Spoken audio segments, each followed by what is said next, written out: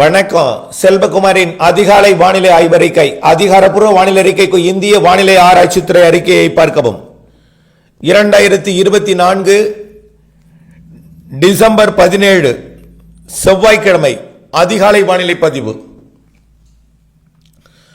வானிலை அமைப்பு: வங்கக்கடலில் உருவாகி இருக்கக்கூடிய காற்றழுத்த தாழ்வு பகுதி இலங்கைக்கு கிடைக்கே தான் நீடித்துக் கொண்டிருக்கிறது. அவ்வப்பொழுது ஜிக்ஜாக் போட்டுக்கொண்டே இருக்கிறது.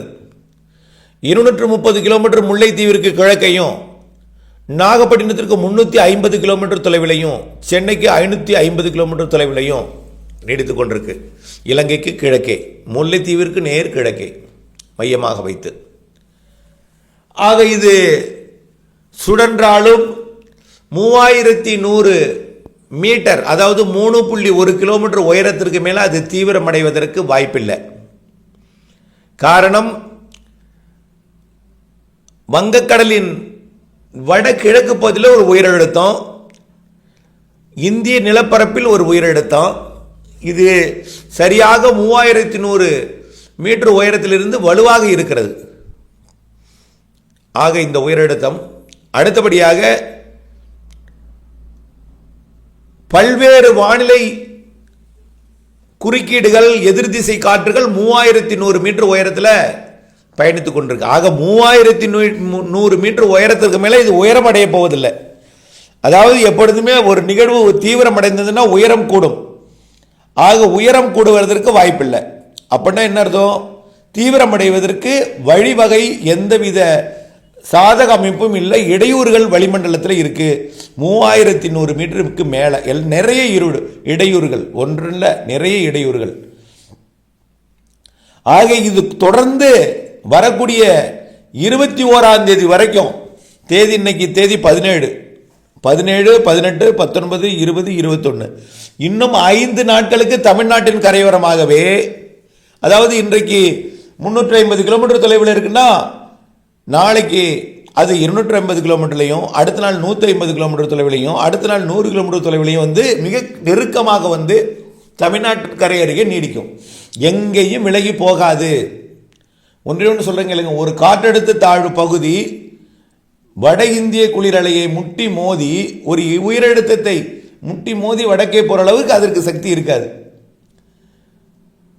ஆனால் ஒன்றே ஒன்று, நேற்றைக்கு இருந்த மேற்கத்திய இடையூறோட உயரம், அதாவது இருப்பிடம் வந்து 30 டிகிரி வடச்சரகை, இன்றைக்கு 25 டிகிரி இருக்கிறது. அதாவது உத்தரகாண்ட் மாநிலம் மற்றும் நேபாளம் வழியாக அந்த அமைப்பு பயணிக்கிறது. நேபாளம் கூட 27, ஆகவே நேபாளத்தோட தெற்கு எல்லைன்னு சொல்லலாம் அந்த வழியா. ஆகவே இமயமலையோட பாதியில பயணிக்குது. உச்சியில் பயணித்தால் 8000, உச்சியில் பயணித்தால் 8000 மீட்டர் உயரம். கீழே என்றால் ஒரு 6190, 6 கிலோமீட்டர் உயரம். எது எப்படியோ மேற்கத்திய இடையூறு 6 கிலோமீட்டர் உயரத்தில் இருக்கு. ஆனால் இது 3 கிலோமீட்டர் உயரத்துக்கு மேலே போகாது, 3100 மீட்டருக்கு மேலே போகாது. ஆக இடையூறு எங்க இருக்குன்னா எல்லாமே வளிமண்டலத்திலே இருக்கு. இங்கேயே இடையூறு. எதிர் திசை காற்றுகள், எதிர் திசை காற்று இது ஒரு பக்கம் சுடலுதுன்னா எதிர்த்தது வந்து தடுக்குது. ஆனால் தீவிரமடைவதற்கு காற்று கிடைத்தாலும், சுற்றிவிட பம்பரம் இருந்தாலும், பம்பரத்தை தலையை பிடித்து அழுத்துவதற்கு எதிர் திசை காற்று இருக்கு. இதனால பல்வேறு இடையூறுகளில் சிக்கி தவித்துக் கொண்டிருக்கிறது முன்னேற்றத்தில். நேற்றைக்கு நள்ளிரவில் பார்த்தீங்கன்னா தென்மேற்காக நகர்ந்துச்சு, இப்போ வடமேற்காக நகருது. அதாவது ஒரு 6 மணி நேரம் ஒரு திசையிலையும், அடுத்த 6 மணி நேரம் ஒரு திசையுமா இருந்துட்டு இருக்கு. இப்படியே ஜிக்ஜாக் போட்டு தமிழ்நாட்டின் கரையை நெருங்கி 21ஆம் தேதி வரை இங்கே தான் நீடிக்கும். 21ஆம் தேதி வரை தமிழ்நாட்டின் கரை. இது மழை பொழிவை தொடக்குவதில் தாமதம். என்ன காரணம்னு பார்த்தீங்கன்னா, ஆன்டி கிளாக் வைஸில் சுத்தும் பொழுது நிலநடுக்கோட்டு இந்திய பெருங்கடல் காற்றை அப்படியே சுழன்ற, அதாவது அந்தமானோட தெற்கு பகுதி வழியாக வங்கக்கடல் பகுதிக்கு கொண்டு வந்து சென்னையில் தலையேற்றுறதுக்கு வருது. சென்னை உள்ளிட்ட டெல்டா உள்ளிட்ட வடகடலோர மாவட்டங்களுக்கு ஏற்றுவதற்கு அப்படியே வரும் பொழுது கிழக்கிலிருந்து வரக்கூடிய குளிர் அலை அது எங்கிருந்து வருது? ரஷ்யா, ஜப்பான் மற்றும் வியட்நாம், கம்போடியா, லாவோஸ் வழியாக தரை வழியாக வரக்கூடிய குளிர்காற்று, பசிபிக் பெருங்கடலில் வரக்கூடிய குளிர்காற்று ஏற்கனவே அங்கு இருக்கக்கூடிய நிகழ்வால் தடைபட்டு இருக்கிறது. வர்ற வழியில் ஆஸ்திரேலியா போக ஒன்று போதும் சொன்ன ஒரு காற்று, அதனால திசை மாறி இருக்கு. அப்போ பசிபிக் பெருங்கடலிருந்து வரக்கூடிய வெப்ப நீராவி கிடைக்க பெறவில்லை. பசிபிக் பெருங்கடலிருந்து குளிர் நீராவி, அதாவது பசிபிக் பெருங்கடலோட நாடுகள், அதாவது சீனா, தென் சீனா மற்றும் வியட்நாம், கம்போடியா வழியாக சீன பகுதியிலிருந்து வரக்கூடிய குளிர்காற்று இந்த நிகழ்வுக்குள் வருகிறது. அப்போ வெப்ப நீராவியை குளிர்காற்று இடைமறித்து கடலிலேயே மழை பொழிப்பை ஏற்படுத்துகிறது. கடல்ல நீங்க பாத்தீங்கன்னா மழை பொழியது தெரியாது, அங்க ரேடார் ரேஞ்சு கிடையாது.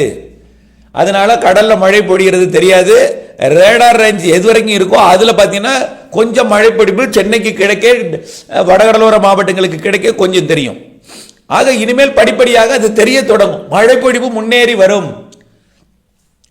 இன்றைக்கு மாலையில் வடகடலோரம் டெல்டாவிற்கு மழை பொழிவு தொடங்கும். ஆனால் காலை எதிர்பார்க்கப்பட்டது மழை பொழிவு கடலிலேயே இடைமறித்து அங்கேயே பொழிய வருகிற காரணத்தினால ஒரு வறண்ட குளிர்காற்றாக வெறும் ஒற்றை குளிர்காற்று மட்டுமே வந்து ஏறுகிறது.